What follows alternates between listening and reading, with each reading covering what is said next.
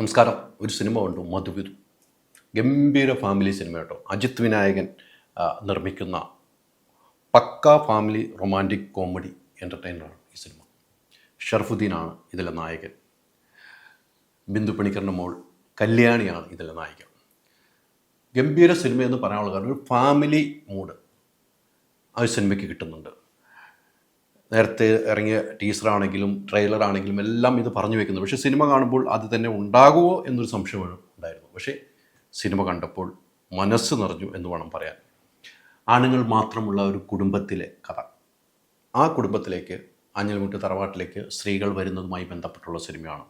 First half ഇങ്ങനെ ആ കുടുംബത്തിലെ കഥകൾ പറഞ്ഞിങ്ങനെ പോകണം. അതായത് 5 ആണുങ്ങൾ മാത്രമുള്ള വീട്ടിലെ രസകരമായ മുഹൂർത്തങ്ങൾ പങ്കുവെച്ച് പോയിട്ട് സെക്കൻഡ് ഹാഫിലേക്ക് വരുമ്പോൾ വേറൊരു മൂഡിലേക്ക് കിട്ടുന്നു. ഫസ്റ്റ് ഹാഫിൽ തന്നെ നമുക്ക് അത്രയും ഒരു നിലയിലേക്കാണ് പടം കൊണ്ടുവയ്ക്കുന്നത്. അപ്പോൾ തന്നെ നമുക്കറിയാം സെക്കൻഡ് ഹാഫ് ഇതിലും ഗംഭീരമാവും നമ്മൾ ഉറപ്പിച്ച് തന്നെയാണ് തിയേറ്ററിലിരിക്കുന്നത്.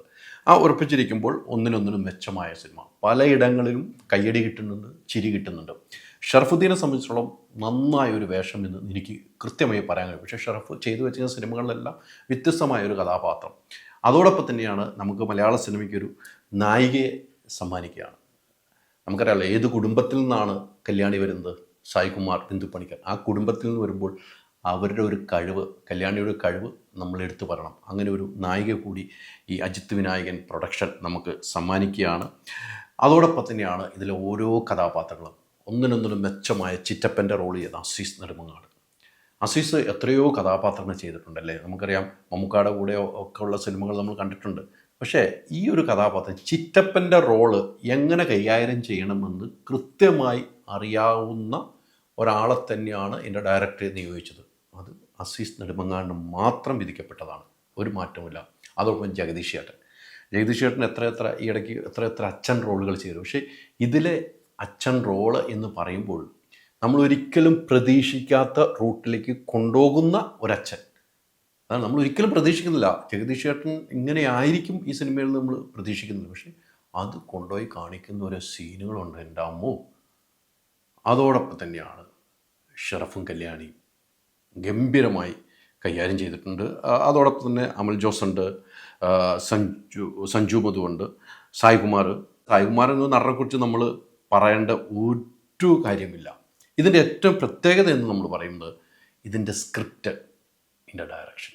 ബെസ്റ്റായ സ്ക്രിപ്റ്റ് അത് കൃത്യമായ ഡയറക്ടറിൻ്റെ കൈകളിലേക്ക് എത്തിയപ്പോൾ അത് ഗംഭീരമായി ഡയറക്റ്റ് ചെയ്തിരിക്കും. ഇവരെ കൂട്ടുകെട്ടമുറ ഇവർ എത്രയോ നല്ല സിനിമകൾ നമുക്ക് മലയാള സിനിമയിൽ തന്നതാണ്. പക്ഷേ പക്ക ഞാൻ പറയില്ല, ഈ അവധിക്കാലത്ത് ഫാമിലിയായിട്ട് നമ്മളറിയാം, നമ്മൾ മെലപ്പുറമിൽ ആൺവീട് കണ്ടിട്ടുണ്ടല്ലേ. അവിടെ ഒരു സ്ത്രീ വന്ന് കയറുന്നതുമായി ബന്ധപ്പെട്ട് കല്യാണം കഴിച്ച് വരുന്ന ആയി ബന്ധപ്പെട്ട് വരുന്ന ഒരു വിഷയങ്ങളൊക്കെ ആ സിനിമയിൽ കണ്ടിട്ടുണ്ട്.